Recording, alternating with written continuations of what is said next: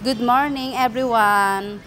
So ayan na nga, maagang gigising ngayon ang isang OFW ng Macau. Si Marangal ang nag-iisang babaeng walang tangan. So ayan na nga, maaga akong gumising dito kasi naalala ko meron nga pala akong event sa Sabado.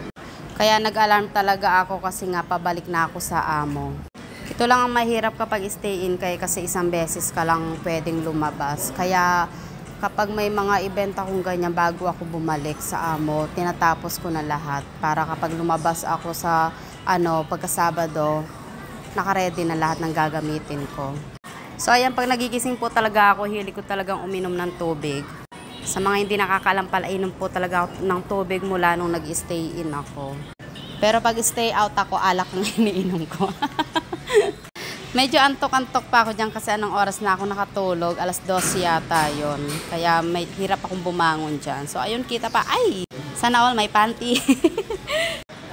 So ayan, pumunta na nga ako sa CR para maghilamos. Ayan nga pala ang aming CR. Maliit lang ang CR namin pero syempre dapat malinis.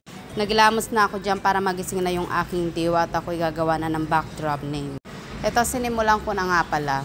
Ginawa ko na siya ngayon kasi ang labas ko next week na. So wala na akong time gumawa ng backdrop name. Kapag may mga event ako 1 week before, ginagawa ko na sila bago ako bumalik sa amo. Kasi nga once a week lang ako pwedeng lumabas.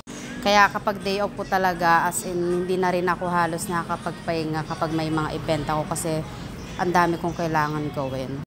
Pero kahit pagod, thankful pa rin ako kasi kahit pa paano nagkakaroon ako ng racket kapag nagda-day off ako. So hindi nasasayang yung araw ko.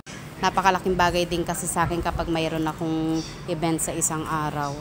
Kaya salamat po sa lahat ng mga tumatangkilik ng aking decor at sa mga naniniwala. Thank you so much po sa aking mga customer. God bless you so much and thank you for watching. Bye!